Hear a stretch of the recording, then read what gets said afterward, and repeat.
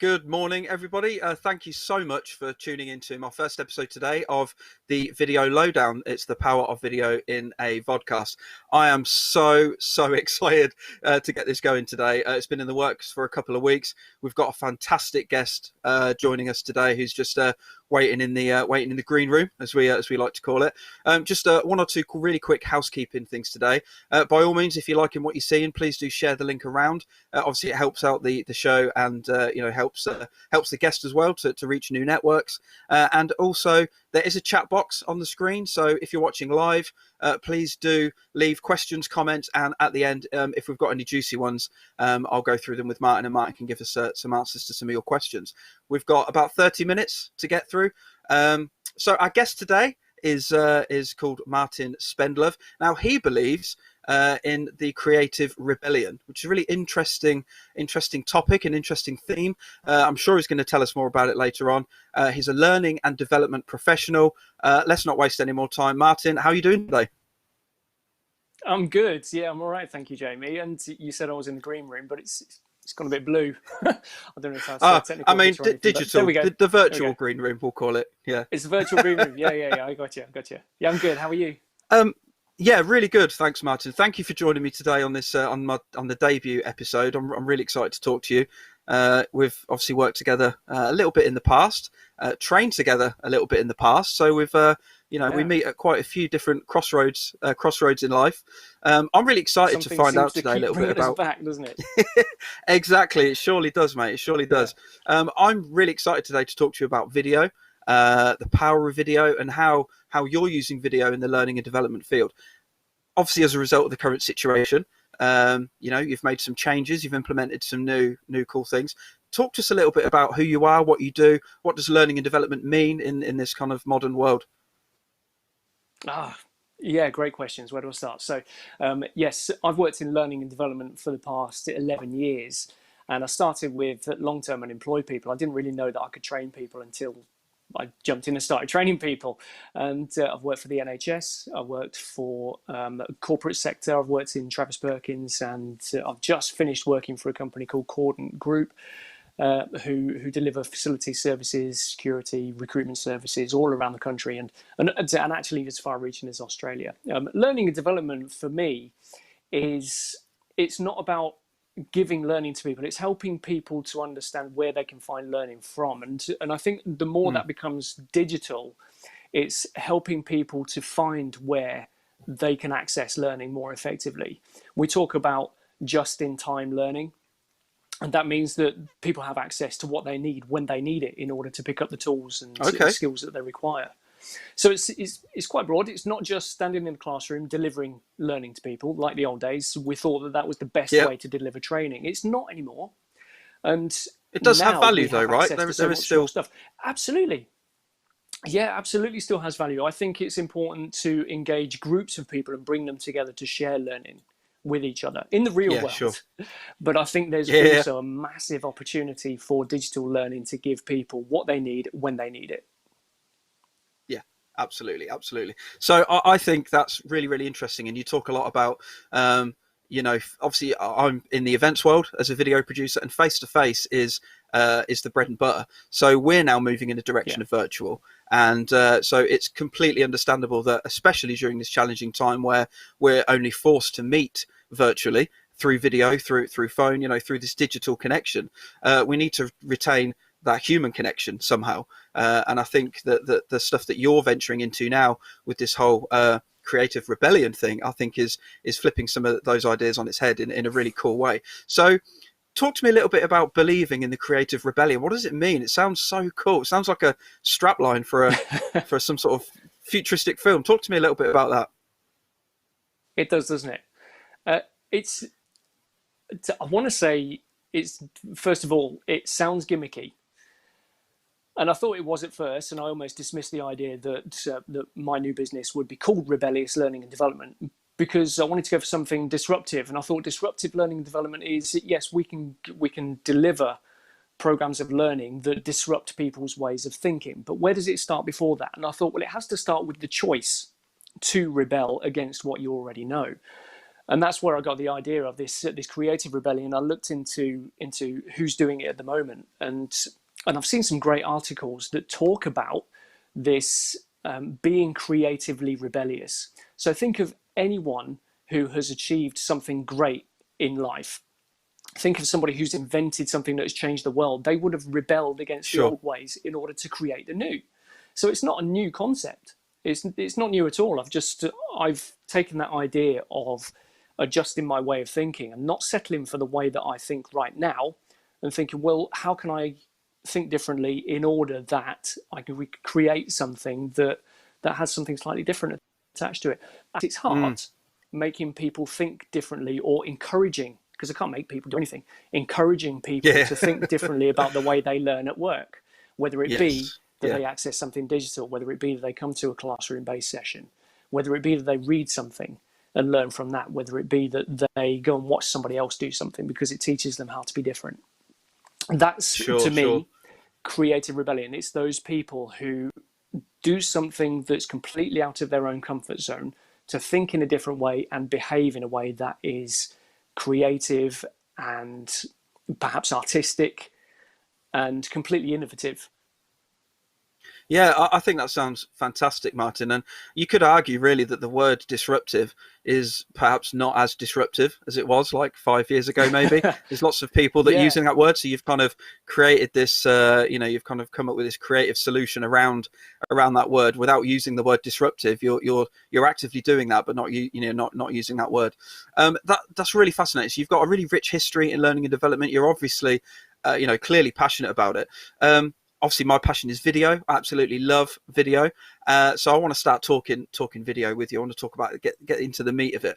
You mentioned to me before the show that you've curated, directed, hosted lots of video, lots of learning and development video content over the past 2 to 3 years. So, why did you venture into that territory? What's that process been like for you? And have you seen many developments over the last few years in how that content is delivered?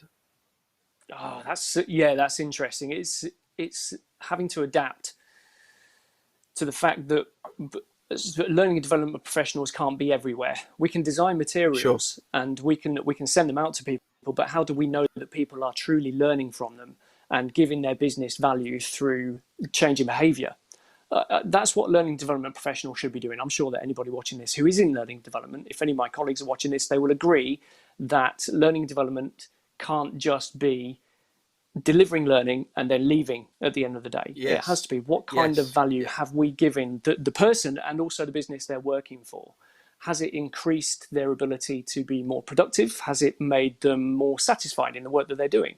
Perhaps it's given their team a new boost and injected some kind of energy that they didn't have before. We need to see that out the back end of what we do. So video is a big part of that.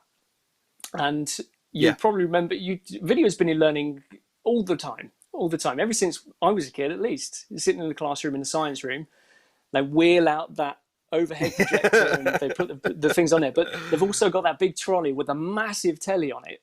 And they stick that video in the big top CRT, loader. You've got to push it down. 2 foot thick. Yeah, that's right. Oh, amazing. Love it, man, love it. Yeah, and you'll sit there and you think, oh, it's going to be a video from the 70s, open university programming that nobody's up in time to watch in the mornings. And you'd watch one of these things and it would be used to educate you. And that's, in a way, not changed. It's just come along. So we still use video the to facilitate the learning. Yeah, thank goodness. However, I would like to just experience a little top loader again, just to pop that down and go, oh, nostalgia. But anyway, so we still use the video in learning. Actually, and I think my grandma had a top loader. She had a Hitachi, a wide remote. Yeah, before she passed away many years ago, I used to watch copies of Batman, 1989 Batman, recorded off BBC One. Try and get the track in, wide remote, top loading, absolute gold, massive. You could literally break a car with it. You could it was a huge, great big thing. It's big as like the iMacs are now. It's a fantastic bit of kit. Big as the iMacs. Amazing, with a screen that big. Yeah. Things have gone different now. So the players are smaller and the screens are massive. So Yeah, that gives us the absolutely. opportunity, of course, to ensure that we're giving people the right video content at the right time. So when I say that I've curated video, it's accessing the video that I might require in order to deliver a particular topic. So, for example, if I'm delivering a Okay. customer care program, that might be that I'm delivering face-to-face. I could curate video footage to use within that training session. So I could embed it into my PowerPoint presentation, or I could simply cut away and introduce like a 2-3 minute video in order to spark a different kind of thought. It breaks up the day a little bit. People don't need to hear my voice. I get to check my notes as well, Yes. of course, so it's quite strategic. Yeah, yeah. And Absolutely. and then of course we can unwrap it, and I can ask people questions based on what they've just seen and ask them what they think the best practices are. So that's one way that curation of video really helps. Another thing would be that I've also got something to send people before they come onto a course or start a program. Maybe it's a video from their managing director saying, hey, everybody, welcome to this exciting opportunity. You're going to have a great time learning about these topics, and you'll come out the other side a better person. You can do it as a way to introduce somebody who can't be present at every single learning intervention. Yes. So curation for me And I is think, having the right videos at the right time to be able to use when I need them. yeah, absolutely. And I think, I think that the whole idea of being able to use video to replace somebody in person, I think is a I think this is kind of a natural transition onto some of the benefits of using video in the L&D world. Yeah. Not just in the L&D world, in all sectors, but specifically to what you do, Martyn. That there are obviously myriad benefits of using video. Some of which you've mentioned. But I think it gives, I think what I can see from what you're saying is it helps you give a blended approach. So you're not relying on you're not 100% reliant on everybody, like physical people being there. You're also not 100% reliant just on using video and palming it all off onto a pre-recorded bit of video, because obviously in certain industries things change, messages change, so the videos would need updating, and it's easier to do that in person than it is to re-record the video. So there are two sides to the coin, but I think having that blended approach and tailoring that approach to your audience, I think is absolutely key. And we all learn in different ways, right? I mean, you must see it all the time. Some people don't learn from video. I cannot imagine how that is possible. I honestly can't. I will hand on my heart and say that I just think video is the best way for people to engage, to watch, to learn, to be educated. I just think it's incredible. But I would say that because I love it. Come on, let me crack that shell. Hang on, because there are some people, man, you're never going to crack it. You're never going to crack it. Hey, listen.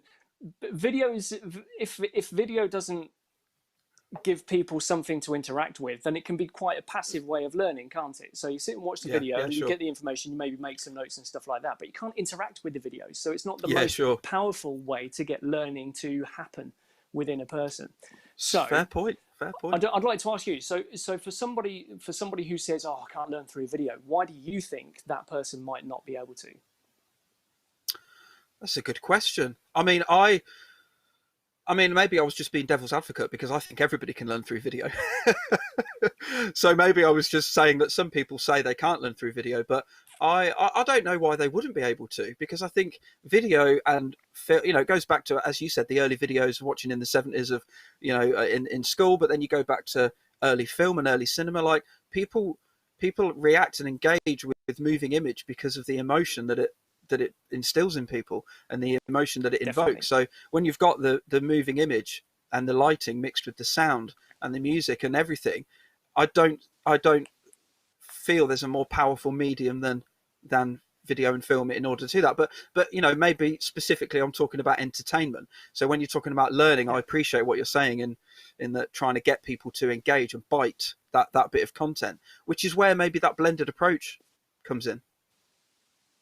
Yeah, you're right. Yeah, but blended learning is key. I mean, blended learning has been a thing that any learning professional will know is on every job description required. You need to have a good understanding of blended learning techniques.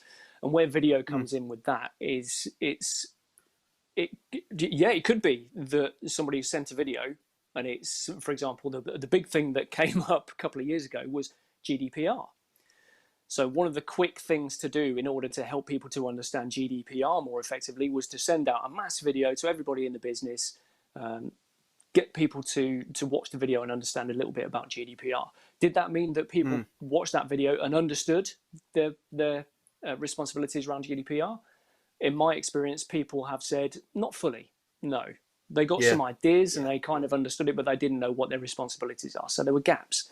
Perhaps after that video, of course, we needed a questionnaire, a quiz or something. Perhaps we needed a piece of e-learning to support the videos and chop the video up into small chunks and place it into, to embed it into a piece of e-learning so that people can engage with it instead of just passively watch. So, yeah, I think I think the video does help people to learn, absolutely, but you need the other aspects of blended learning, as in action. You need reflection to be triggered. You need people to be able to make a plan based on what they've seen in order to implement what they've learned from the video. For sure, yeah, blended learning is the thing. Yeah, completely understand, Martyn. And I think having I guess, you know, being on the maybe talking of a potential downside to having an initial video. God forbid I have a down talk video. But having a blanket approach, I know. What is wrong? I'm going to lose subscribers even before I've started. People are switching off right now. People are going.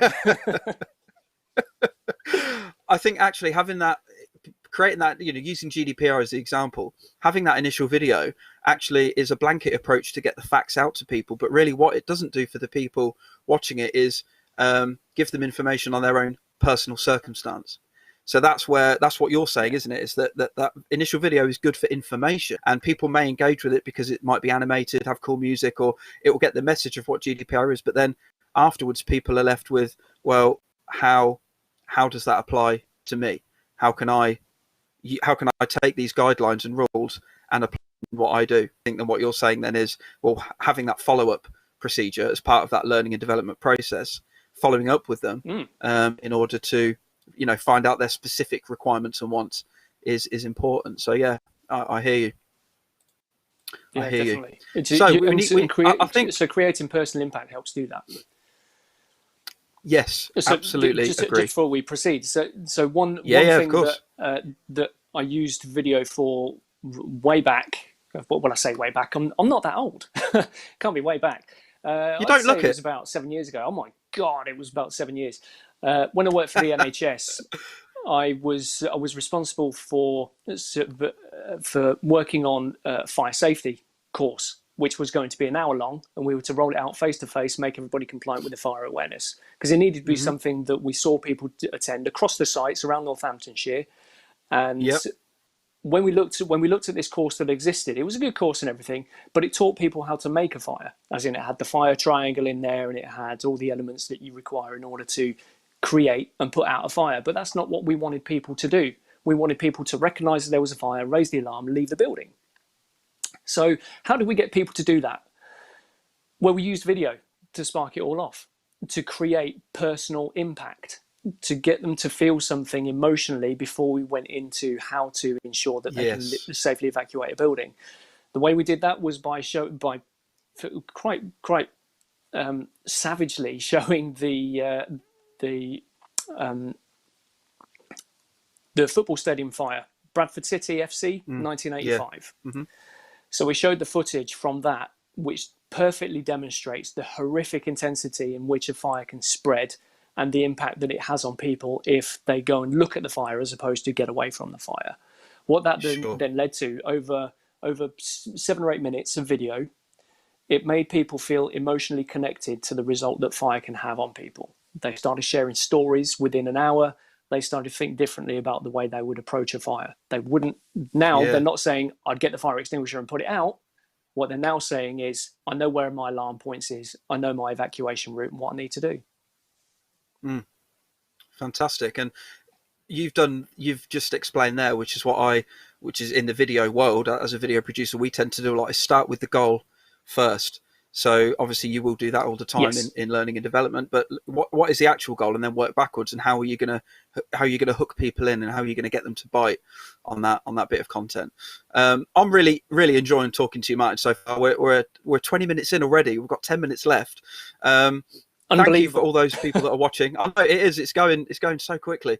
Thanks for all those people watching so far. If you comments in the box. If you've got any questions for Martyn, I'd say any questions for me, but this isn't about me, it's about Martyn today. So if you've got any questions for Martyn or questions about video in the L&D world, then pop them in the chat box, and I'm sure we'll have a chance at the end to run through them. But thanks for supporting and watching, and communicating while we're engaging while we're talking. So really, I think you're going to get all the questions now. Yeah, but obviously this is why I have a guest, because you can answer them for me. That's why I have a guest. You can answer them for me. So we need to talk about the C word. I think. Yeah. Is that appropriate? Yeah, I think so. It's only 10:20 in the morning. I think we can get away with it. That's okay. All right, go on then. COVID-19. You say it. Anybody else thinking? Yeah. COVID-19, that's the one. I don't know what other C word people were thinking. What other C word? COVID-19. No, I've no idea. Yeah, no, there is none. Yeah. There's no other word. It's obviously had a huge impact on everybody in the world. There's no point in even going, that's understatement of the year, but we know the impact that it's having globally, and a lot of people are using video to help keep social comms going. So not necessarily just learning and development, but just to keep in touch with people. But what you've done during COVID-19 is quite remarkable, and I can see your little Scrabble tiles in the background there, which I know is related to. It's gone a little bit dark in your room, but we can see it. The sun's gone in. The sun's gone in. Here you go. I know. Here we go. Lovely job. The sun will come back out now. Oh, there we go. Perfect. I know. There we go. Yeah. So it says rebellious. Good times, right? So we actually just have had a question come in that says, what does rebellious learning do? So this person has asked just at the right time. During this time, you've faced some challenges, work-wise. So just talk to us a little bit about what rebellious is and why you felt this was an appropriate time to go with it. Yeah, great. So I got made redundant at the end of March this year, and I've been working in my role for 4.5 years as a learning and development consultant, an internal consultant for a large group of businesses. And when it came to the end of that, I started analysing my options, and I thought, well, I've been in learning and development for around 11 years, and I've got loads of experience across multiple sectors. I need to start thinking about how I can do this for myself. And I was thinking about my why. I'm a big Simon Sinek fan. I really like what he talks about. Simon Sinek wrote the book Start With Why. Makes a lot of sense. And makes a load of sense. Really, really good. Deep thinker. Comes out with some fantastically philosophical musings. And one of the things that I thought was, why do I do what I do? And I think the real reason is because when I help somebody to be able to learn something that they didn't know before that enhances their lives, they thank me for it. And if I can help somebody on their path by helping them to rebel against something that limited them in the past, then I've done a great job that day. Yeah, sure. And so rebellious really is me. I wasn't academic. I was somebody who learned my way after coming through school. And same. I figured, So I figured that the best learning comes when you're interested in something. But that spark needs to come from realizing that you aren't as good as you want to be. And to me, that's creative rebellion. Yep. So it's that moment of realization and saying, okay, I want to rebel against the way I am now to become the person that I should be striving to be. So rebellious learning, and I think rebellious learning development, my business is going to be focused on delivering learning development solutions, whether it be remote like this, could be a webinar, could be a virtual classroom, or perhaps, but I'm working with a client at the moment producing his onboarding, which is going to help him with his new starters. So that's what I'm doing today. And eventually I'll be going out to businesses and working with their staff on personality profiling and facilitating their people being better as a result of coming out of the COVID-19 situation. Or said the C word again. And that in a nutshell is what I do. So I'm engaging with people, understanding what their learning needs are, and identifying what kind of solutions would help them to help their people be more rebellious in a creative way. Yeah, I hear you. I love it. I love the word rebellious. I think it's great. Thank you. It's not a word I've heard for a long time. So I think it's a good time for that word to be in the atmosphere when people are thinking about career moves and choices. Often used in a negative context, like political rebellion, things like that. This is not what we're talking about. Creative rebellion. It has to be where, for example, Sir Isaac Newton discovered the theory of gravity while the plague was going around the country. That's creative rebellion. He took his situation and went, wow, I've just realized something. I'm going to push against the grain, and I'm going to convince my peers that this is a real thing. It's creative rebellion. Yeah. Well, I'm sure you're going to be able to help people find their gravity during this crazy time. Oh, I love it. Yeah. You mentioned what we got. What 5 minutes. Let's go to 10:31. Let's rebel. Let's positively rebel. 10:31. 10:31. You'll be by yourself. 10:31. Let's do it. So I think you mentioned to me, Martyn, before this show that a video had actually helped you land your first client. You've been doing lots of video content on Instagram, Facebook. I know you've set up a YouTube channel, which is yet to have content, but we'll do soon. Yep. Talk to us about that video that helped land you that first client. Yeah, I was talking about, I've done a few, so I'm not sure which one the client actually approached me after, but he said he'd been seeing my video content, which was great. So I was putting videos together, just reflecting on what I was going through in the current situation. So one of the things was that I went on a course with the Academy of Executive Coaching last year, and it really inspired me to think about neuroscience. And one of the tools and techniques that I picked up was the 5 things that you use in order to ground yourself when you are emotionally hijacked in a situation when you can't think clearly. And it helps you to re-engage your logic. And so I posted a video saying, here's something that you can do when you need to re-engage your logic in a situation. And I had a glass of beer. And I said, here's my beer glass. It contains beer that I like, and it's frothy and foamy, and it makes me feel nice. I feel better already. And I took a little drink, and people seem to like it. So nice. I've just been doing this kind of thing, just improvising a little bit and kind of trying some new stuff out. Yeah. So that client approached me and said, hey, let's do some work. Yeah, it's brilliant, mate. It's brilliant. And the thing is, people right now, they're spending a lot of time on social media, a lot of time scrolling through their news feeds, and people producing video content now, talking about what they're doing, what they're up to, whether it's related to work or not. All this content is helping you be at the front of people's minds when it comes to learning and development, and not just learning and development, but just you being on a camera, being comfortable doing it is going to inspire other people to do it as well. So I think hat off to you. It's fantastic. I'm an avid follower of the content that you produce, and I'm so stoked that our first guest today is you. It's fantastic. It's been my pleasure. Thanks, Jane. No, not at all. So in under a minute, if you can, before we come on to find a little bit of housekeeping, and I'm going to put anybody that wants details of how to get in touch with you, Martyn, I'm going to put that slide up at the very, very end of the stream for 30 odd seconds or so. But so in the future, moving forward, you've set Rebellious up. You're obviously very passionate about L&D. You're using video to a fantastic degree. What does the future hold for you? Where do you see yourself going with? Do you see yourself using video more and more as part of your, not just your learning and development for other clients, but for yourself as well? Oh, good question. Lots of good questions today.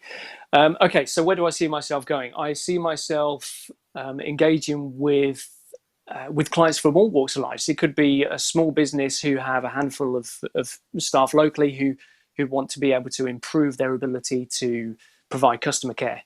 So I'd like to be able to go into that kind of business and present something using video as well, and helping them on their learning journey. It could be a big client. It could be a multinational organization where they need to understand how to identify their team's learning needs, and I'll be able to support them through the whole learning journey from start to finish, all the way through to the final evaluation where we see what kind of value we've put on the training that's been provided. So it could be at distance, it could be face-to-face, but I see myself in the near future having regular conversations with people who are passionate about getting the best out of their people in business, or personally personally as well. I'm providing some coaching sessions on a professional level. I'm not executive coaching level, but I can help people through coaching techniques professionally. Yeah, and I think that's really clear. I think your skills and your passion and your love for it come across, in spades, and I think it's just fantastic. So, where right Cheers. now can no, not a problem at all. Where can people find you right now? I know you said you're working on YouTube. We are going to put your details up at the end, but where would you like people to be directed to so they can check out some of your stuff and what you're all about right now? Great. So anybody who wants to have a conversation with me would be fantastic. So you can get in touch via rebelliouslearning@gmail.com at the moment. That's where I'm operating from. I'm on LinkedIn, Martyn Spendlove. I've got a really unique name. It's spelled with a Y, and my surname is Spendlove. There's only one of me on there. So if you search Martyn Spendlove on LinkedIn, you'll no doubt find me, strike up a conversation on there. And of course, I've got an Instagram account as well. So I'm looking to promote rebellious learning on Instagram through pictures and videos on there as well. And you can find me on there, Rebellious Learning. You're so lucky having that unique name. When you type my name into Google, I'm about 700 blonde American teenage girls. I don't know why. I'm not sure why, because my name's Scottish. Right, okay. I have no idea. Yeah, I've got no idea why, but yeah, that's what happens when you Google me. Martyn, listen, thank you so much for coming on today. It's been fantastic. I'd love to catch up with you again in maybe 6 months, 6 months' time, see how you're getting on, and have you back on the show. But in the meantime, thank you. I'm just going to do a couple of housekeeping bits, and then we're going to drop your details on the screen. Yeah, thank you so much. Superb. Thank you, Jamie, and thanks everybody for watching. You're welcome. So, guys, thank you so much for tuning in today. That was the first of the video I had a lot talking to Martyn. Hopefully, it was interesting for you guys.